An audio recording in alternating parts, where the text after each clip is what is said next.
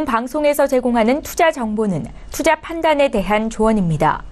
방송에서 제공하는 주식의 가치, 가격 상승 및 가격 하락에 대해서는 방송사에서 보장하지 않습니다. 이 시각 헤드라인 뉴스입니다. 지난해 11월 우리나라 경상수지가 69개월 연속 흑자 행진을 이어갔지만 서비스 수지 악화로 흑자 규모는 줄어들었습니다. 한국은행은 지난해 11월 경상수지가 74억 3천만 달러 흑자를 기록했다고 밝혔습니다. 하지만 서비스 수지가 30억 원 달러대 적자를 이어가며 흑자 규모는 1년 전보다 6억 달러 감소한 것으로 나타났습니다. 고형권 기획재정부 1차관이 최저임금 인상에 민감한 외식업 등을 중심으로 가격 감시를 강화하겠다고 밝혔습니다. 고 차관은 최저임금 태스크포스 회의를 주재하며 일자리 안정자금 집행 상황과 소상공인 애로 대책, 물가 동향과 향후 대책 등을 논의하며 최저임금에 민감한 외식 등 개인 서비스를 중심으로 체감 물가의 영향이 나타날 가능성에 대비해 편승 인상 방지를 위한 가격 감시를 강화하고 담합 등에도 엄정 대응할 계획이라고 강조했습니다. 한미 자유무역협정, FTA 개정 협상 첫 회의가 내일 워싱턴에서 열립니다. 우리 측 수석 대표인 유명희 산업통상자원부 통상정책국장은 어떤 쟁점이든 미국이 요구하는 만큼 상응하는 요구를 하며 균형을 갖추어 국익에 최선이 되는 협상을 하겠다고 밝혔습니다. 미국은 이번 협상에서 자동차와 농축산물 분야 등에서 강력한 개정 압박을 할 것으로 보여 양국 간 치열한 힘겨루기가 예상됩니다. 재정년 말 기준 중소기업 일자리가 29만 개 늘어났지만 대기업은 4만 개가 오히려 줄어들었습니다. 통계청 일자리 행정 통계를 보면 2016년 12월 기준 중소기업 일자리는 1,550만여 개로 1년 전과 비교해 28만 6천 개 증가했습니다. 반면 2015년 대기업 일자리는 371만여 개였는데 1년 뒤에는 4만 1천여 개 감소한 367만 8천 개로 집계가 됐습니다.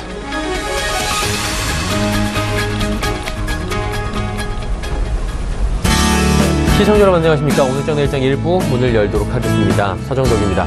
어제 장 후반에 갑작스럽게 코스피, 코스닥 낙폭이 커졌습니다. 특히나 코스닥 시장은 좀 부러지는 듯한 느낌이 들면서 800선 초반대까지 밀려 나오면서 많은 분들이 이틀 상승하고 하루 만에 너무 많이 밀리는 것이 아니냐라고 우려 섞인 목소리가 나왔었는데 기우에 지나지 않았습니다. 양시장 모두 다시 급등을 하고 있는 상황이고요. 거래소 쪽부터 살펴보자면 상승폭이 오후 들어서 조금씩 더 커지고 있습니다.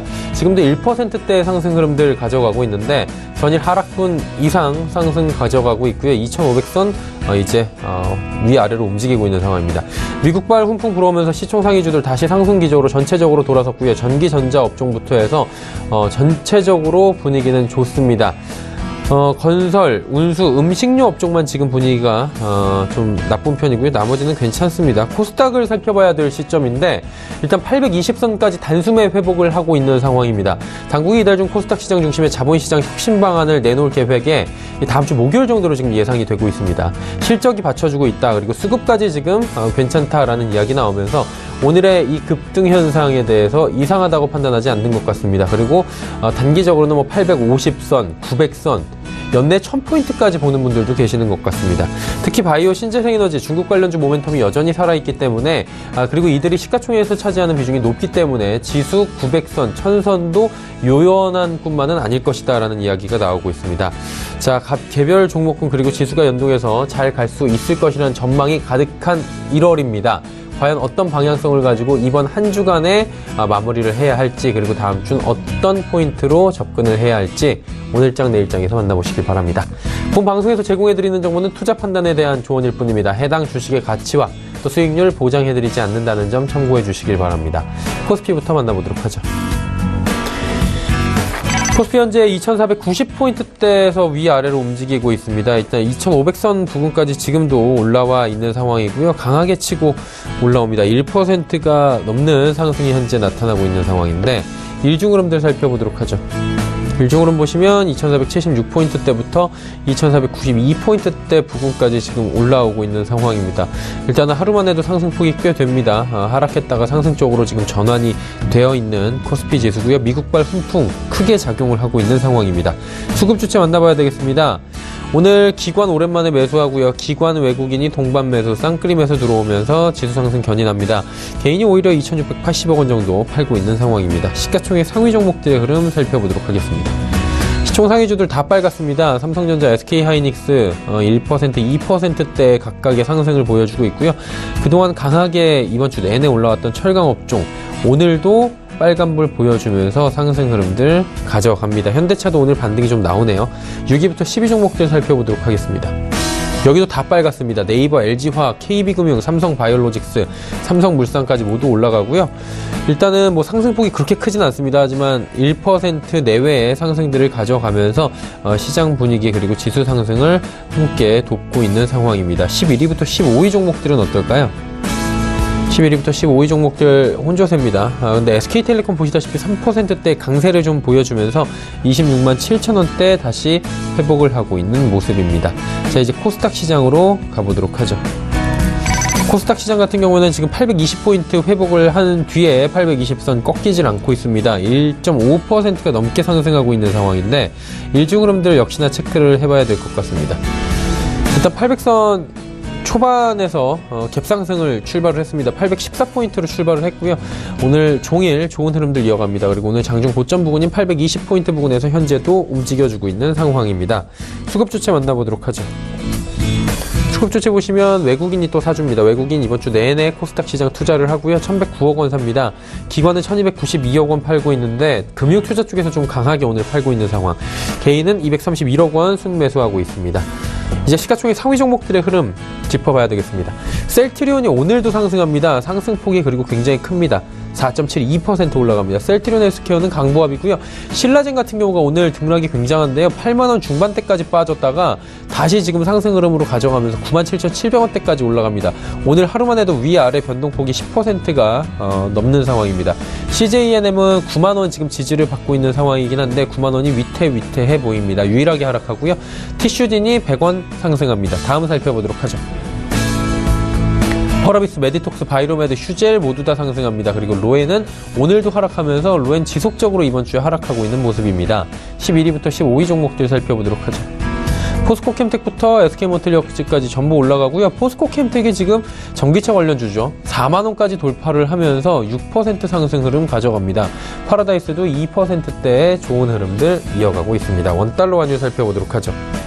원달러 환율 지금 하락하고 있습니다. 소폭이고요. 보합권 수준에서 지금 움직인다고 보면 되는데 1061원 40전에 거래가 됩니다. 국내 양시장 여기까지 살펴보도록 하죠.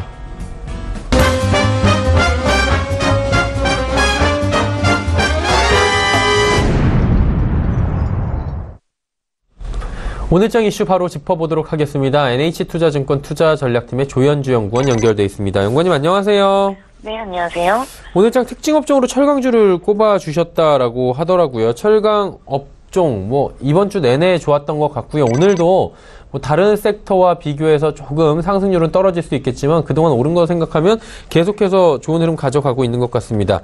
어때요? 포스코 같은 경우에는 지금 계속해서 잘 가고 실적도 긍정적이다 얘기들이 나오고 있는데. 네, 일단 최근에 1월 효과 때문에 성장주의 강세가 좀 나오지 않느냐라는 시각이 우세한 가운데 지금 철강주들의 강세가 좀 도드라지게 나타나고 있습니다. 그러면서 이제 소재 산업재 전반적으로 가치주냐 아니면은 정책 모멘텀이 있는 성장주냐 이러한 것들이 이제 주식시장에서는 찬반 논란으로 가고 있는데요. 일단 철강주들이 좀 최근에 좋게 상승세를 보이고 있는 이유는 두 가지 요인이 있다라고 볼 수 있는데요. 일단 첫 번째는 이제 지금 현재 겨울철 중국의 난방기입니다. 이 중국 난방기에는 보통 대기 오염이 좀 심화되기 때문에 환경 규제가 굉장히 강화되는 시기이거든요. 근데 이번에도 어김없이 2018년 3월 15일까지는 환경 규제를 좀 강화시키겠다라는 중국 정부의 입장이 있었고요. 이로 인해서 이제 철강 비축 수요 증가로 인해서 중국 철강 가격은 좀 강세를 보이고 있습니다. 중국 철강 가격 강세가 결국에는 호실적으로 좀 연결되는 부분들이 첫 번째 이유이고요. 두 번째는 아무래도 4분기 포스코 실적 전망치 부합할 것이라는 전망이 좀 강세 요인으로 좀 작용을 하고 있는 것 같습니다. 매출액은 전년 동기 대비해서 한 3.7% 증가할 것으로 예상이 되어지고요. 영업이익은 166% 정도로 세 자릿수 증가율입니다. 이러한 흐름이 이제 어느 정도 부합될 것이라는 전망이 오히려 철강주들의 강세를 좀 보이고 있는 것 같고요.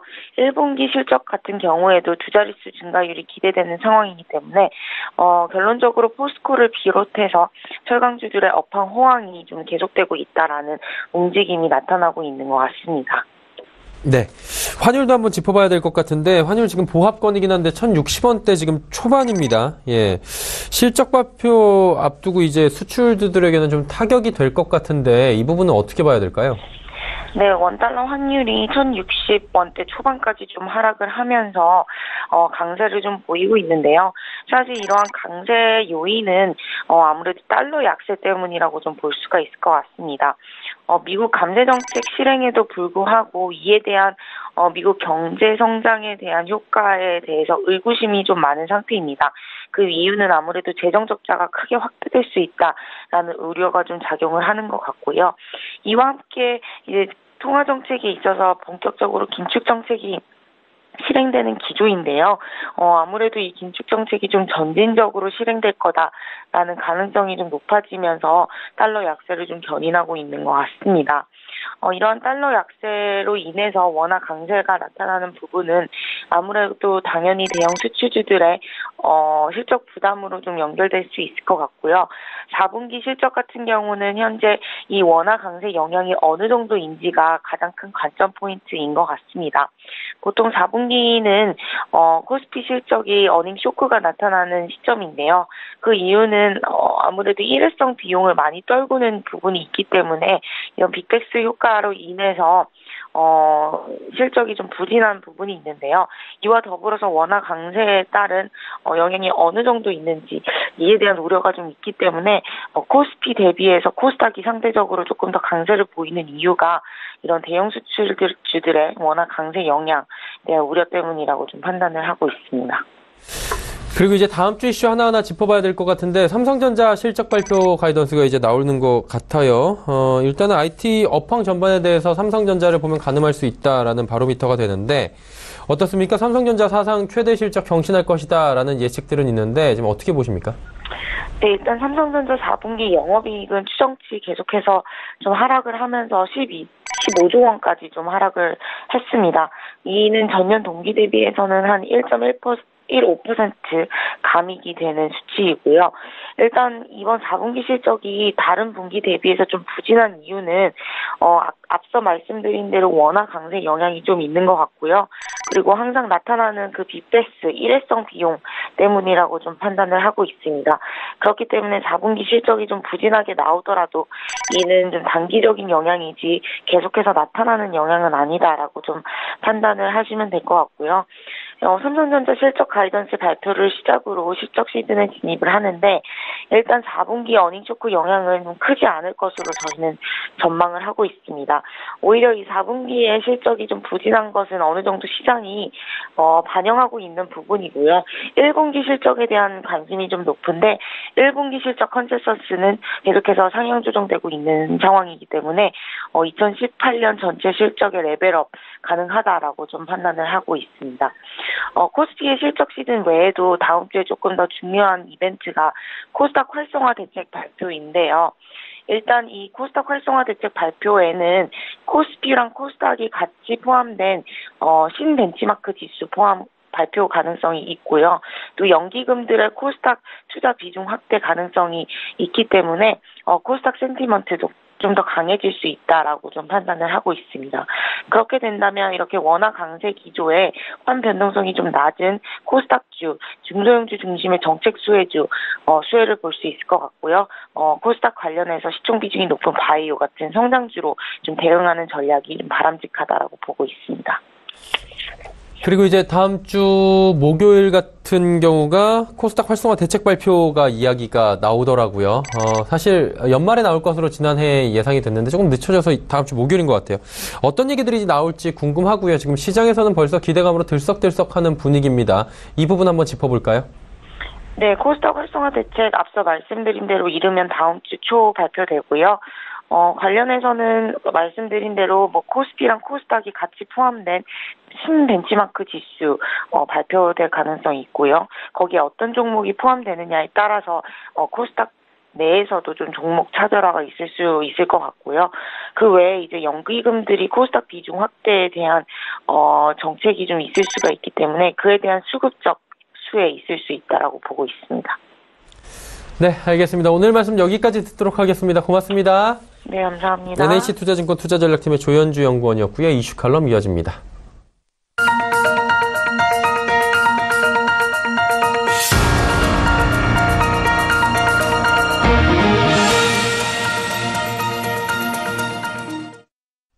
마켓 리더들과 함께하는 시간 이슈 칼럼 시간입니다. 오늘은 미중산업경제연구소 조용찬 소장 연결되어 있습니다. 선생님 안녕하세요. 예, 안녕하십니까. 예, 한미 FTA 개정을 위한 1차 협상이 이제 워싱턴에서 곧 시작이 되는 걸로 알고 있습니다. 일단은 치열한 공방이 펼쳐질 것이다. 줄 건 주고 받을 건 받겠다라고 이제 협상단은 이야기를 하고 있는데 이게 과연 미국의 공세를 막아낼 수 있을 것이냐 이 부분이 관건인 것 같습니다. 어떻게 봐야 될까요? 네, 미국의 트럼프 대통령 같은 경우에는 TPP 탈퇴라든지 WTO를 무력화시키는 움직임을 계속 해왔는데요. 아무래도 무역 적자를 줄이기 위한 행동으로 보여집니다. 이 때문에 나프타도 재협상을 벌이고 있지만 현재는 난항을 겪고 있는데요. 그런 측면에서 봤을 경우에 통상 측면에서 성과를 거둘 수 있는 대상은 한국밖에 없는 상황입니다. 한미 FTA를 이미 재앙적이라고 불렀고 폐기 가능성까지 거론한 상황이기 때문에 아무래도 오늘 첫 협상에서는 자동차뿐만 아니라 농산물 부분에서 우리나라 시장 개방에 상당한 압력을 가할 것으로 보이고요. 또 우리나라도 이익 균형의 원칙에 따라서 ISD 제도 개선이라든지 미국의 관세, 추가 철폐 등을 좀 요구할 것으로 보여지는데요.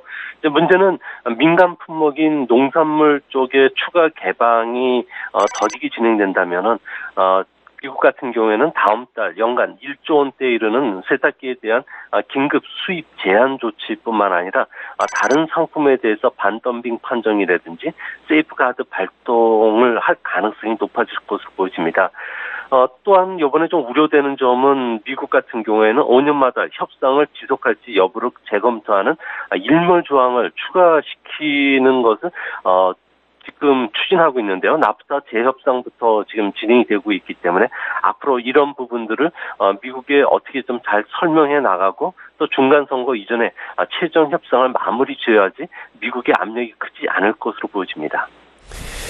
일단은 올해 미국의 중간 선거가 있기 때문에 이 부분 무역 협상에 대해서 조금 더 강도 높게 진행하지 않을까라는 부분이 지금 많은 분들이 우려를 하는 부분인데 무역 마찰이나 보호 무역이 더 강해질 것으로 많은 분들이 예상을 하는데 이 부분은 어떻게 봐야 될까요? 네, 미국의 중간 선거를 앞두고 트럼프의 지지율은 현재 40%에 그치고 있는데요. 대통령의 지지율이 50% 이하일 경우에는 중간 선거에서 집권당의 평균 40석 이상의 의석수가 감소했고요. 또 40% 이하에서는 평균 50석이 줄어들었다고 합니다. 트럼프 대통령 같은 경우에는 지지율 만에 또한 그 지지층을 단합시키기 위해서 작년보다 강한 보호 무역주의 정책이라든지 미국 제일주의 정책을 내세울 수밖에 없을 거로 예상이 되는데요. 당장 5천억 달러가 넘는 무역 적자를 줄이기 위해서 중국에 대해서는 중국산 철강 제품에 대한 긴급 수입 제한 조치를 1월 달에 발동할 가능성이 높아지고 있습니다. 또 새해 벽두부터 중국 같은 경우에도 미국의 여러 가지 조치를 받으면은 앞으로 중국 같은 경우에 미국산 대두라든지 비행기에 대한 수입 금지뿐만 아니라 중국 내 미국 기업에 대한 보복에 나설 가능성이 있기 때문에 미중 간의 무역 마찰로 발전할 가능성이 있고요. 특히 일본에 대해서는 자동차 시장, 농산물 시장에 대한 추가 개방 요구뿐만 아니라 우리나라의 그 한미 FTA 협상과 관련해서는 아마 전면적인 개정 요구까지도 할 가능성이 높아질 것으로 생각이 됩니다. 자, 여러 가지 산 넘어 산인 게 FTA 개정 협상 요구, 무역 이런 마찰들도 분명히 있는 것 같고요. 통상 마찰. 지금 금리가 인상될 것으로 뭐 거의 예견이 돼 있는 상태이기 때문에 점도표만 봐도 우리 금리도 인상을 해야 될 것 같고 법인세 인상됐고요. 또 환율이 지금 굉장히 원화 강세가 이어지고 있기 때문에 사중고라고 표현을 합니다. 이런 와중에 수출 기업들이 너무 힘들지 않을까라는 생각들을 많이들 하시는 것 같은데 어떻게 봐야 될까요? 수출 기업들은? 네, 작년에 그 원달러 환율은 11% 절상이 됐는데요. 위엔화가 6.7, 그리고 엔화가 3.2%밖에 절상되지 않은 것에 비해서는 상당히 빠르게 절상이 되는 모습입니다. 한국무역협회에 따르면은 원달러 환율이 10% 하락을 하면은 수출 물량은 1.2% 감소뿐만 아니라 운송 장비 업종의 영업이익률은 4%포인트 떨어지게 되고요. 전기 전자 업종은 3%, 기계 장비는 2.8% 감소하게 되는데요. 주력 수출품이라고 할 수 있는 자동차나 반도체, 선박, 디스플레이, 스마트폰 부분과 관련해서는 아무래도 기업들의 영업이익률이 줄어드는 타격을 입지 않을까 보여집니다. 문제는 수출 물동량이 많은 운송 장비라든지 전기 전자, 조선 같은 경우에는 경쟁자인 일본 기업이 엔저 효과와 맞물려 있기 때문에 아무래도 우리나라 같은 경우는 현대자동차, 기아자동차를 비롯해서 삼성이나 조선 그 3 회사들 같은 경우에는 상당히 이제 부담이 될 수밖에 없는 상황인데요. 엔저가 시작됐던 2011년 현대 소나타와 혼다 어코드의 가격 차는 10%였지만 작년에는 2% 정도로 가격차가 줄었고요. 이렇게 되면 가성비가 중요한 마케팅 포인트였던 현대 자동차 같은 경우에는 일본 차와 경쟁할 수 있는 중요한 무기를 잃게 될 것으로 보입니다. 결국 수출 기업들은 달러 외에도 이제 유로나 엔, 파운드, 위엔화 같은 결제 통화를 다변화시켜야 되겠고요. 이와 더불어서 현지 생산을 확대를 통해서 환율 하락을 해지하는 방법밖에는 없을 거로 보여집니다. 조금 전에 이제 지난해 통화 가치들이 달러에 비해서 지금 절상된 비율들을 말씀을 해 주셨습니다. 한마디로 달러화가 약세를 전체적으로 보였다는 거잖아요. 원화도 그렇고. 그 이유가 굉장히 궁금하고요. 지금 원화가 언제까지 강세로 갈지 이 부분에 대해서도 많은 분들이 관심을 갖고 계신 것 같습니다. 어디까지 갈까요? 네, 작년 달러화 같은 경우에는 경기가 102개월째 확장 국면에 들어가 있었고요. 또 5차례 그 금리 인상을 계속적으로 추진해 왔음에도 달러가 약세를 보인 것은 아무래도 2016년 말까지 달러가 다른 주요 통화에 대해서 강세가 전개됐던 데 따른 그 조정으로 보여지고요. 둘째는 트럼프 정부의 그 달러 약세 정책. 여기 외에 또 유럽을 비롯해서 많은 나라들이 작년부터 경기가 회복되면서 금융 정상화로 지금 돌아서고 있기 때문에 주요 국가의 환율에 대해서 달러가 절하됐던 그런 원인이었던 것으로 보여집니다. 올해도 달러 약세는 계속 진행이 될 것으로 보여지는데요. OECD가 예상한 OECD 회원국 35개국과 또 주요 신흥국 10개국을 더한 45개 국가 중에서 마이너스 성장을 할 나라는 아무도 없습니다. 이 때문에 많은 나라들이 금융 긴축으로 돌아선다는 것을 의미하기 때문에 그렇고요. 특히 걱정스러운 점은 달러 엔화 환율과 관련된 대부분의 경제 예측 기관들은 108엔에서 120엔대 완만한 엔 강세를 전망한 곳이 많다는 겁니다. 한국과 일본 간의 그 성장률 격차가 크고요.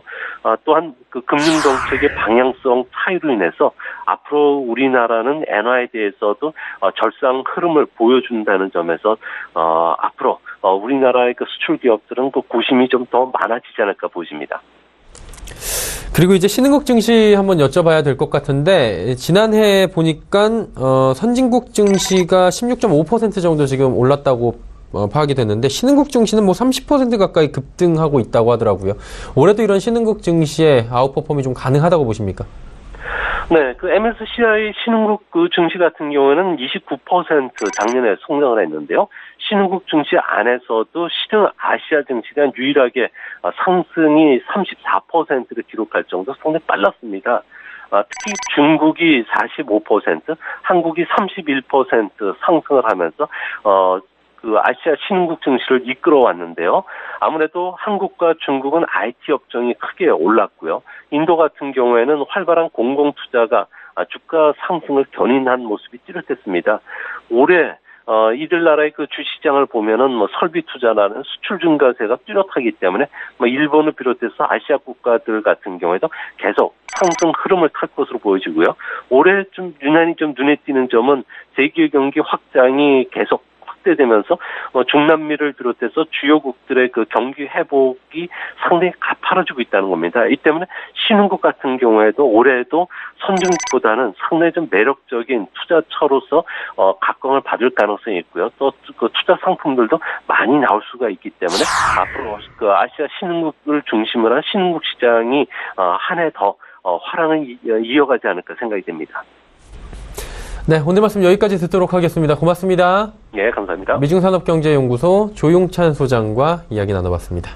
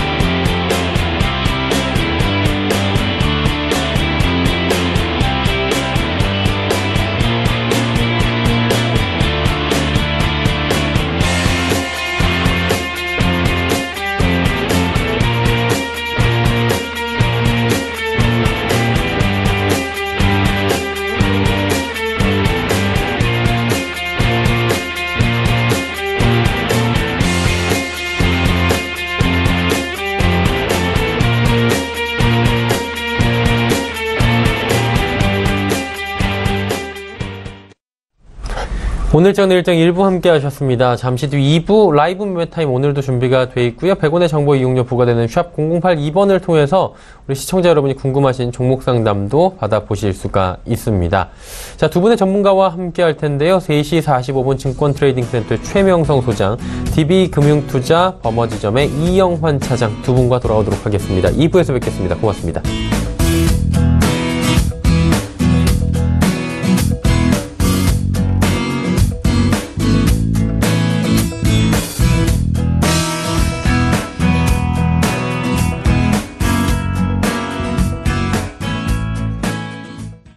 본 방송에서 제공하는 투자 정보는 투자 판단에 대한 조언입니다. 방송에서 제공하는 주식의 가치, 가격 상승 및 가격 하락에 대해서는 방송사에서 보장하지 않습니다.